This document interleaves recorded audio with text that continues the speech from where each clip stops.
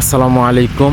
আপনারা দেখছেন Abdul Ansari YouTube channel. আপনাদের সকলকেই আন্তরিক শুভেচ্ছা ও অভিনন্দন জানিয়ে আজকের সংবাদ শুরু করছি। আজকের গুরুত্বপূর্ণ আন্তর্জাতিক নিয়ে আপনাদের সাথে আছি আমি আব্দুল আনসারী। মধ্যপ্রাচ্য ও বিশ্ব রাজনীতিতে বইছে জড়ো হাওয়া। একদিকে ইরানের বিধ্বংসী মিসাইলের মুখে খুদ ইসরায়েল প্রধানমন্ত্রী বাসভবন, অন্যদিকে রণক্ষেত্রে রাশিয়ার চেচেন বাহিনীর প্রবেশ হুঙ্কার।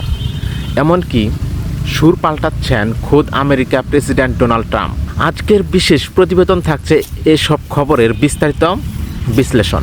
ইরানের জাদুকারী মিসাইল ও ইসরায়েলের আকাশ প্রতিরক্ষা ব্যবস্থা। ইরান সম্প্রতি এমন এক মিসাইল প্রযুক্তি ব্যবহার করেছে যা বিশ্ব সামরিক বিশেষজ্ঞদের অবাক করে দিয়েছে। ইসরায়েলের আকাশ প্রতিরক্ষা ব্যবস্থা বা ইন্টারসেপ্টর যখন এই মিসাইলগুলোকে লক্ষ্য করে ছোড়া হচ্ছে, তখনই ইরানের মিসাইলগুলো মাঝ আকাশে গতিপথ পরিবর্তন করে ডানে বামে বা উপরে নিচে করে সরে গিয়ে লক্ষ্যভেদে সফল হচ্ছে। খোদ নেতানিয়াহুর বাসভবনের কাছে এই মিসাইল আঘাত হেনেছে বলে জানা গেছে। একে বলা হচ্ছে যুদ্ধের ইতিহাসে এক অনন্য কিসমা। রণক্ষেত্রে চেচেন বাহিনীর হুঙ্কার। রাশিয়ার প্রেসিডেন্ট ভ্লাদিমির পুতিনের সবুজ সংকেত পেয়ে চেচেন প্রধান রমজান কাদির ঘোষণা দিয়েছেন, যদি আমেরিকা সরাসরি ইরানের মাটিতে পা রাখে তবে চেচেন যোদ্ধারা ইরানের হয়ে যুদ্ধে নামবে।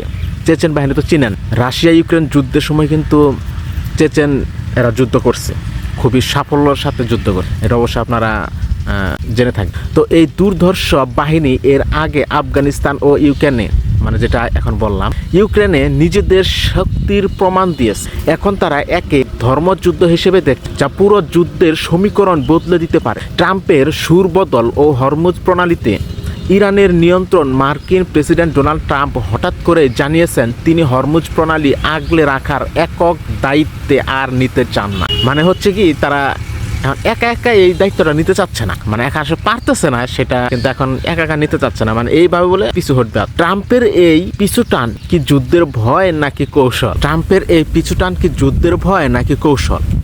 এদিকে ইরানের পার্লামেন্টে হরমুজ প্রণালী নিয়ে চলাচলকারী জাহাজ থেকে টোল আদায়ের বিল পাস হয়েছে। মারহাবা। এর ফলে বিশ্ব তেলের বাজার এখন সরাসরি তেহরানের নিয়ন্ত্রণে চলে যাওয়ার উপক্রম হয়েছে। আরব দেশগুলোর প্রতি ইরানের বার্তা।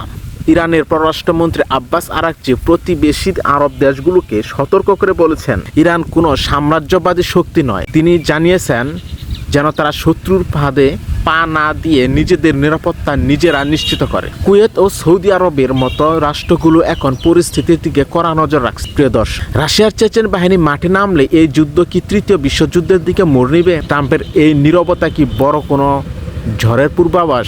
আপনাদের মতামত কমেন্ট বক্সে জানান। পরবর্তী আপডেট পেতে আমাদের চ্যানেলটি সাবস্ক্রাইব করে সাথেই থাকুন। ধন্যবাদ।